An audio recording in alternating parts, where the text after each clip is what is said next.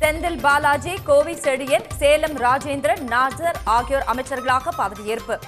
முதலமைச்சர் மு.க. ஸ்டாலின் முன்னிலையில் ஆளுநர் பதவி பிரமாணம் செய்து வைத்தார்.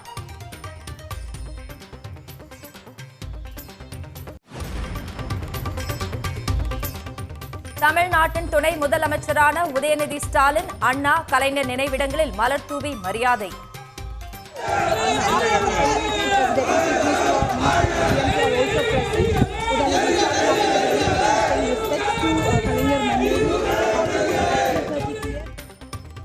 விமர்சனங்களுக்கு செயல்பாடுகள் மூலம் பதிலளிப்பேன் என உறுதி. மீண்டும் மின்துறை அமைச்சரானார் செந்தில் பாலாஜி. ராஜேந்திரனுக்கு சுற்றுலா, உயர்கல்வித்துறை, கோவி செழியனுக்கு ஒதுக்கீடு.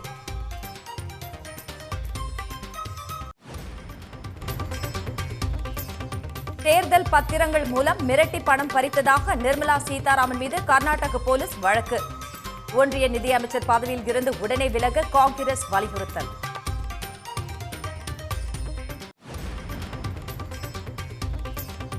தங்கச்சி மடத்தில் மீனவர்கள் சாலை மறியல் போராட்டம். ராமேஸ்வரம் மீனவர்களை சிறைப்பிடித்த இலங்கை கடற்படைக்கு கண்டனம்.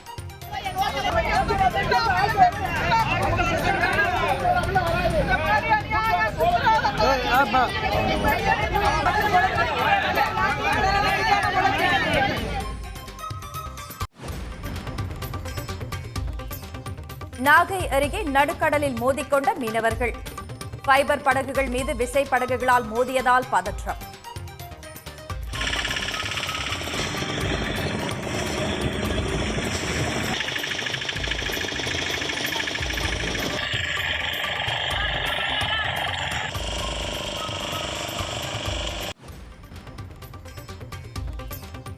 பிரதமர் பதவியில் இருந்து மோடி நீக்கப்படும் வரை உயிர் பிரியாது. காஷ்மீர் தேர்தல் பரப்புரையில் காங்கிரஸ் தலைவர் கார்கே சூளுரை.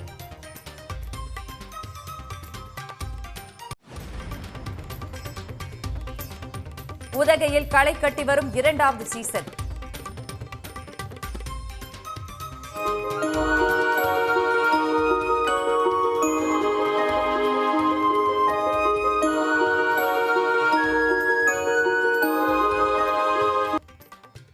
மலர் கண்காட்சியை காண படையெடுக்கும் சுற்றுலா பயணிகள்.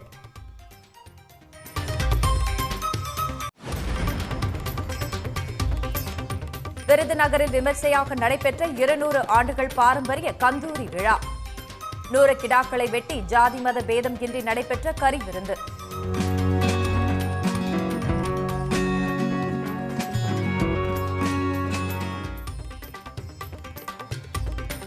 தமிழ்நாடு அமைச்சரவை மாற்றியமைக்கப்பட்டதை அடுத்து செந்தில் பாலாஜி உட்பட 4 பேர் புதிய அமைச்சர்களாக பதவியேற்றுக் கொண்டனர்.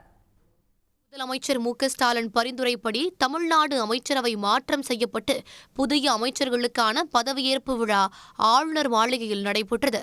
சேலம் வடக்கு தொகுதி சட்டமன்ற உறுப்பினர் ராஜேந்திரன் முதன்முறையாக அமைச்சராக பதவியேற்றுக் கொண்டார். அவருக்கு ஆளுநர் ரவி பதவி பிரமாணம் செய்து வைத்தார். தொடர்ந்து செந்தில் பாலாஜி மீண்டும் அமைச்சராக பதவியேற்றார்.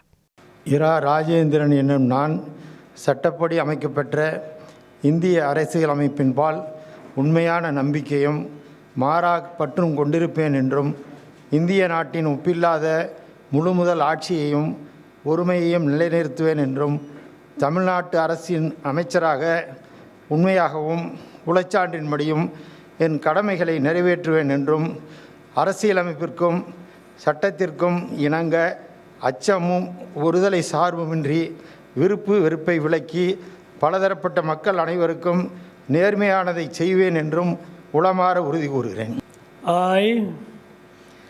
செந்தில் பாலாஜி என்னும் நான் சட்டப்படி அமைக்கப்பெற்ற இந்திய அரசியலமைப்பின்பால் உண்மையான நம்பிக்கையும் மாறாப்பற்றும் கொண்டிருப்பேன் என்றும் இந்திய நாட்டின் ஒப்பில்லாத முழு முதல் ஆட்சியையும் ஒருமையும் நிலைநிறுத்துவேன் என்றும் தமிழ்நாட்டு அரசின் அமைச்சராக உண்மையாகவும் உளச்சான்றின்படியும் என் கடமைகளை நிறைவேற்றுவேன் என்றும் அரசியலமைப்பிற்கும் சட்டத்திற்கும் இணங்க அச்சமும் ஒருதலை சார்புமின்றி விருப்பு வெறுப்பை விலக்கி பலதரப்பட்ட மக்கள் அனைவருக்கும் நேர்மையானதை செய்வேன் என்றும் உளமாற உறுதிமொழிகிறேன். திருவிடைமருதூர் தொகுதி சட்டமன்ற உறுப்பினர் கோவி செழியன் முதன்முறையாக அமைச்சராக பதவியேற்றார். கோவி செழியன் என்னும் நான் சட்டப்படி அமைக்கப்பெற்ற இந்திய அரசியலமைப்பின்பால் உண்மையான நம்பிக்கையும் மாறாப்பற்றும் கொண்டிருப்பேன் என்றும் இந்திய நாட்டின் ஒப்பில்லாத முழுமுதல் ஆட்சியை ஒருமையையும் நிலைநிறுத்துவேன் என்றும் தமிழ்நாட்டு அரசின் அமைச்சராக உண்மையாகவும் உளச்சான்றின்படியும் என் கடமைகளை நிறைவேற்றுவேன் என்றும் அரசியல் அமைப்பிற்கும் சட்டத்திற்கும் இணங்க அச்சமும் ஒருதலை சார்புமின்றி விருப்பு வெறுப்பை விலக்கி பலதரப்பட்ட மக்கள் அனைவருக்கும் நேர்மையானதை செய்வேன் என்றும் உளமாற உறுதிமொழிகிறேன். அவரைத் தொடர்ந்து ஆவடி சாமு நாசர் மீண்டும் அமைச்சராக பதவியேற்றார். இதைத் தொடர்ந்து ஆளுநர் ஆர்.என். ரவி, முதலமைச்சர் மு.க.ஸ்டாலின், துணை முதலமைச்சர் உதயநிதி ஸ்டாலின் மற்றும் அமைச்சர்கள் குழு புகைப்படம் எடுத்துக் கொண்டனர். புதிய அமைச்சர்கள் 4 பேரும் கலைஞர் மற்றும் அண்ணா நினைவிடத்தில் மரியாதை செலுத்தினர்.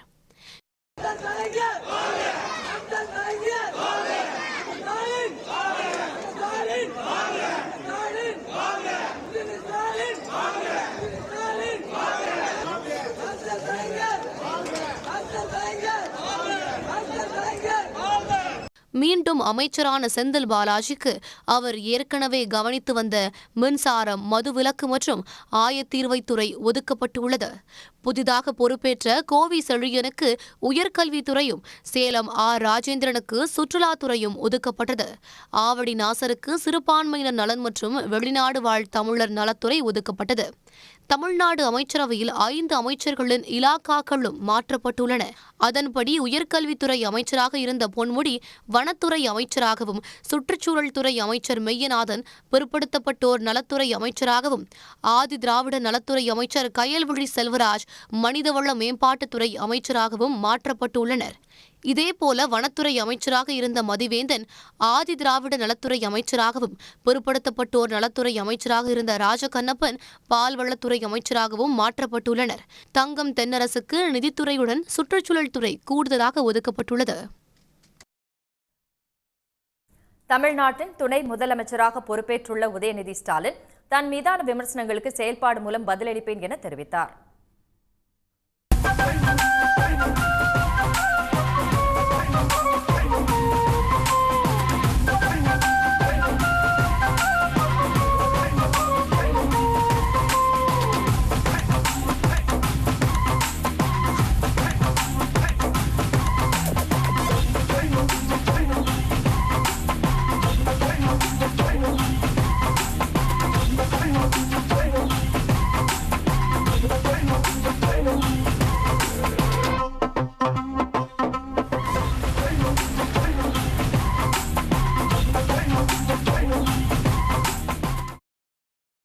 தமிழ்நாடு அமைச்சரவையில் மாற்றம் செய்யப்பட்டுள்ள நிலையில் இளைஞர் நலன் மற்றும் விளையாட்டுத்துறை அமைச்சரான உதயநிதி ஸ்டாலின் துணை முதலமைச்சராக நியமிக்கப்பட்டுள்ளார்.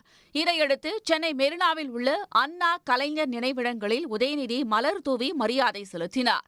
பின்னர் செய்தியாளர்களிடம் பேசிய உதயநிதி ஸ்டாலின், துணை முதலமைச்சராக பொறுப்பேற்றுள்ள தன் மீது வைக்கப்படும் விமர்சனங்களுக்கு செயல்பாடு மூலம் பதிலளிப்பேன் என தெரிவித்தார். இளைஞரணி செயலராக பொறுப்பேற்கும் போது இதே மாதிரி விமர்சனங்கள் வந்தது. என்னுடைய பணிகள் மூலமாக மட்டும்தான் நான் அதை நியாயப்படுத்த முடியும். அது மாதிரி அமைச்சர் பொறுப்பு கொடுக்கும்போதும் சரி, சட்டமன்ற உறுப்பினராகவும் சரி, விமர்சனங்கள் வரதான் செய்யும். கண்டிப்பாக எல்லா விமர்சனங்களையும் நான் வரவேற்கிறேன், உள்வாங்கிக் கொள்கிறேன். அந்த விமர்சனங்களுக்கு பதிலாக என்னுடைய பணிகளில் நான் சிறப்பாக அமைச்சுப்பேன். தொடர்ந்து எழும்பூரில் உள்ள பெரியார் நினைவிடத்திற்கு சென்று உதயநிதி ஸ்டாலின் மலர் தூவி மரியாதை செலுத்தினார். அங்கு திராவிடர் கழக தலைவர் கி. வீரமணியை சந்தித்து வாழ்த்து பெற்றார். பின்னர் கோபாலபுர இல்லம் சென்ற உதயநிதி கலைஞரின் உருவப்படத்திற்கு மலர் தூவி மரியாதை செலுத்தினார். அங்கு திரண்டிருந்தவர்கள் இனிப்புகளை வழங்கியும் பட்டாசு வெடித்தும் மகிழ்ச்சியை வெளிப்படுத்தினர். உதயநிதி ஸ்டாலின் துணை முதலமைச்சராக பொறுப்பேற்றதை அடுத்து தலைமைச் செயலகத்தில் உள்ள அவரது அறை மற்றும் பசுமை வழிச்சாலையில் உள்ள குறிஞ்சி இல்லத்தில் துணை முதலமைச்சர் என பெயர் பலகை மாற்றப்பட்டது. உதயநிதி ஸ்டாலினுக்கு வாழ்த்து தெரிவித்து தமிழ்நாடு முழுவதும் திமுகவினர் பட்டாசு வெடித்தும் இனிப்புகள் வழங்கியும் கொண்டாடினர்.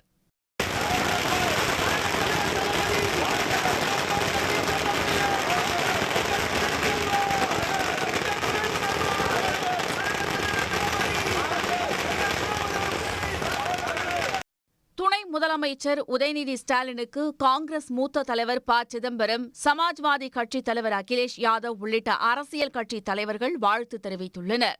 நடிகர் தனுஷ், இயக்குநர் மாரி செல்வராஜ் உள்ளிட்ட திரையுலக பிரபலங்களும் துணை முதலமைச்சர் உதயநிதி ஸ்டாலினுக்கு வாழ்த்து தெரிவித்து வருகின்றனர்.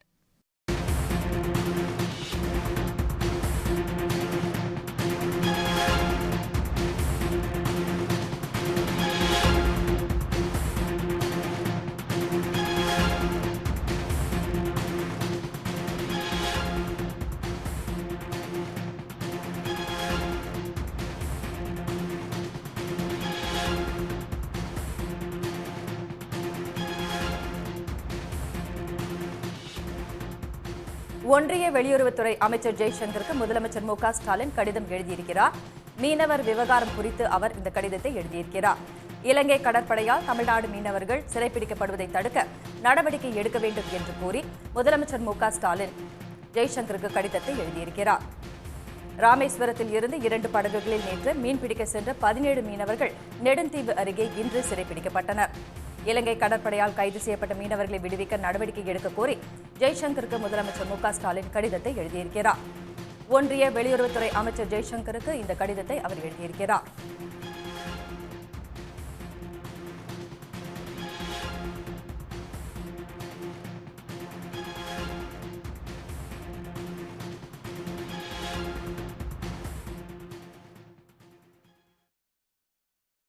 திமுக இளைஞர் அணியின் செயலாளராகவும் இளைஞர் நலன் மற்றும் விளையாட்டு மேம்பாட்டுத்துறை அமைச்சராகவும் ஆற்றிய பணிகளை அங்கீகரிக்கும் வகையில் துணை முதலமைச்சராகியுள்ள உதயநிதி ஸ்டாலின் கடந்து வந்த பாதையை இப்போது பார்க்கலாம்.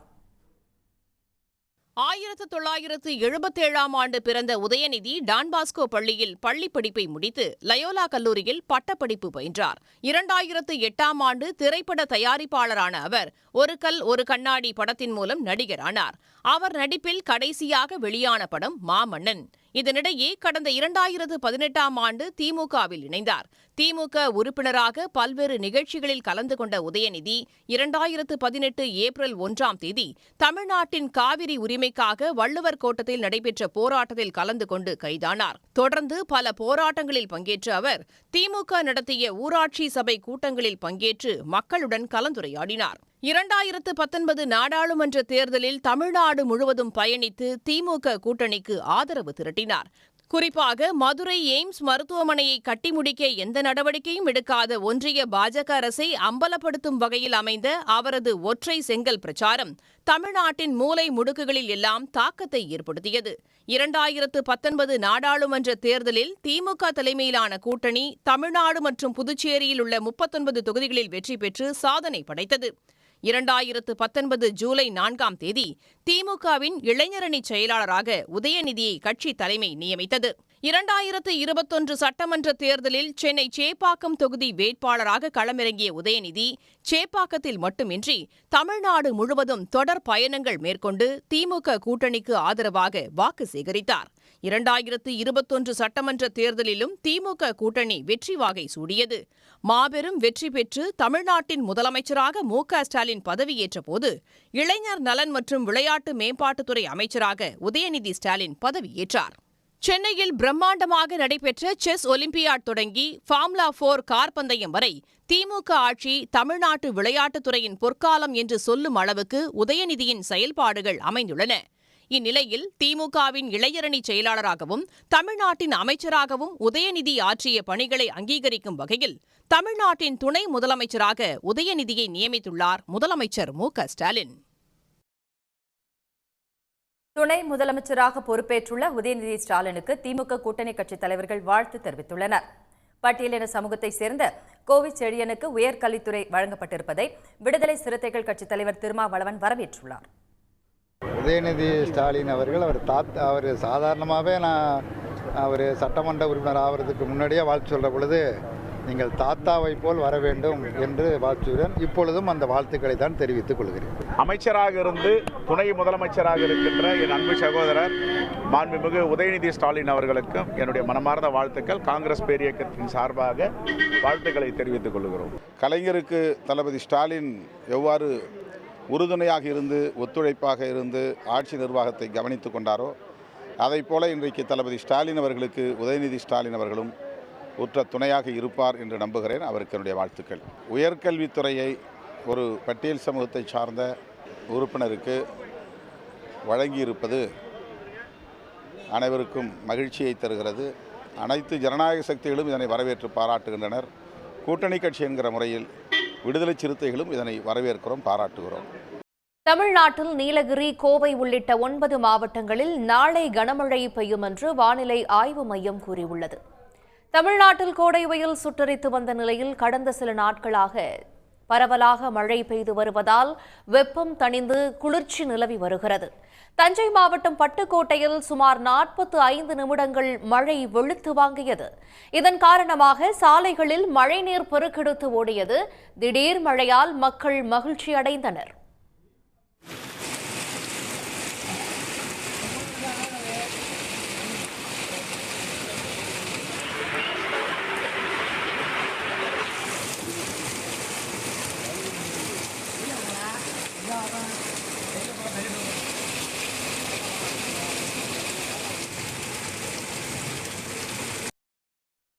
கும்பகோணத்தில் காலை முதல் வெயில் வாட்டி வதைத்த நிலையில் மதியம் திடீரென கருமேகங்கள் சூழ்ந்தன. இதையடுத்து சுமார் 40 நிமிடங்கள் மிதமான மழை நிலத்தை நனைத்தது. புதுக்கோட்டை மாவட்டம் விராலிமலையிலும் மிதமான மழை பெய்தது. மதுரை, ஈரோடு, நெல்லை, குமரி உள்ளிட்ட 13 மாவட்டங்களில் விட்டுவிட்டு பரவலாக மழை பெய்து வரும் நிலையில் அதிகபட்சமாக மணப்பாறையில் 11 சென்டிமீட்டரும், குண்டேரிப்பள்ளம், உசிலம்பட்டி, பழனியில் தலா 9 சென்டிமீட்டர் மழையும் பதிவாகியிருக்கிறது.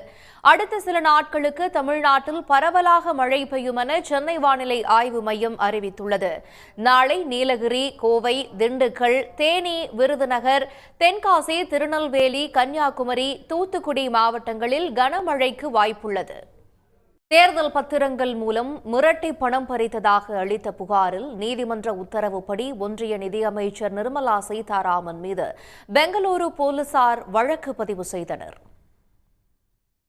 பெங்களூரைச் சேர்ந்த ஆதர்ஷ் ஐயர் என்பவர் ஒன்றிய நிதியமைச்சர் நிர்மலா சீதாராமன், ஜே.பி. நட்டா உள்ளிட்ட பாஜக தேசிய தலைவர்கள், அமலாக்கத்துறை அதிகாரிகள் தேர்தல் பத்திரங்கள் மூலம் மிரட்டி பணம் பறித்ததாக குற்றம் சாட்டியுள்ளார்.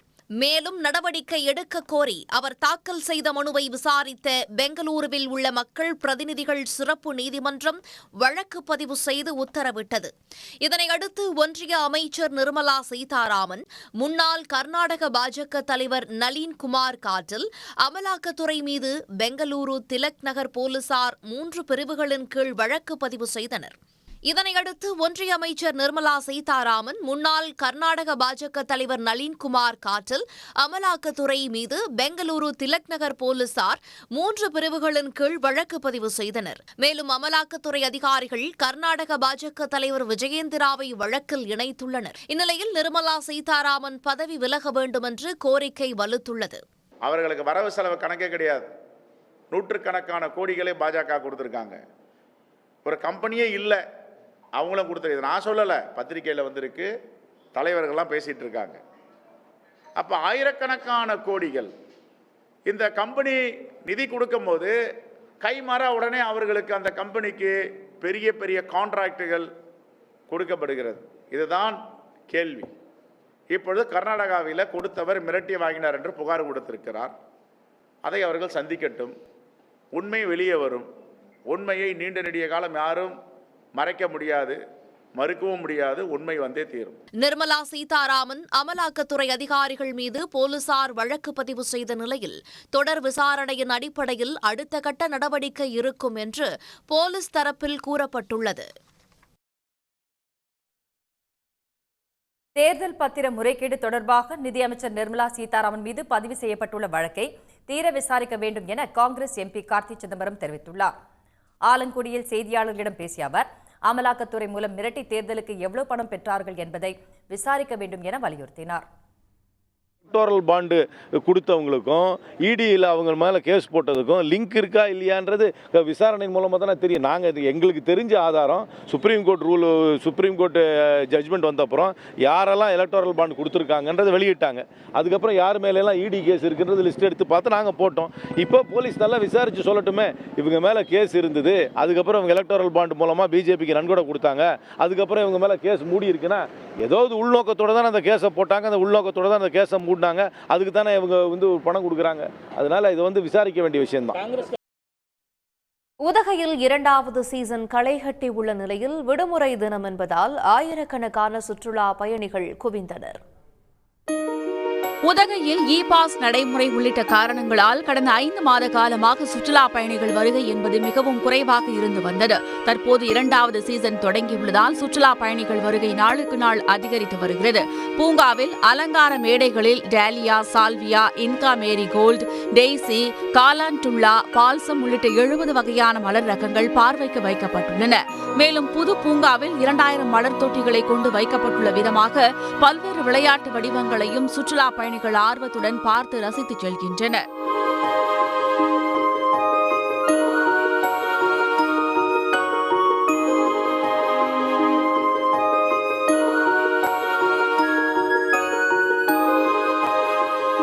தாவரவியல் பூங்காவில் வைக்கப்பட்டுள்ள சிறப்பு மலர் கண்காட்சியை சுற்றுலா பயணிகள் ஆர்வமுடன் கண்டு ரசித்து வருகின்றனர். ஊட்டி வந்திருந்தோம். அந்த ஃப்ளவர் கார்டனுக்கு வந்தோம், நல்ல பொட்டானிக்கல் கார்டன் வந்திருந்தோம். நல்லா இருந்தது பார்க்குறதுக்கு, ஃப்ளவர்ஸ் எல்லாமே சூப்பராக இருந்தது. நாங்கள் திடீர்னு வந்ததுனால எங்களுக்கே பார்க்க ரொம்ப அழகாக இருந்தது. ஸோ நல்லா இருந்ததுனால நாங்களும் பார்த்துட்டு என்ஜாய் பண்ணியிருக்கோம். ஊட்டியில் கிளைமேட் நல்லா இருக்குன்னு வந்திருக்கோம் அந்த வின்டர் சீசனுக்கு. செகண்ட் டைம் விசிட் இது ஃப்ளவர் ஷோ. ரொம்ப அருமையாக இருக்குது எல்லாமே பார்க்குறதுக்கு. டிஃப்ரெண்ட் டைப்ஸ் ஆஃப் ஃப்ளவர்ஸ் எல்லாம் பார்க்குறோம். நல்லா இருக்குது பார்க்குறதுக்கு. சுற்றுலா பயணிகளின் வருகையால் உதகையில் 2வது சீசன் களை கட்ட தொடங்கியுள்ள நிலையில் பள்ளிகள் காலாண்டு விடுமுறை காரணமாக இனிவரும் நாட்களிலும் அதிக அளவில் சுற்றுலா பயணிகள் வருவார்கள் என்று எதிர்பார்க்கப்படுகிறது. உடனுக்குடன் செய்திகளை தெரிந்து கொள்ள சன் நியூஸ் பெல் ஐகானை கிளிக் பண்ணுங்க.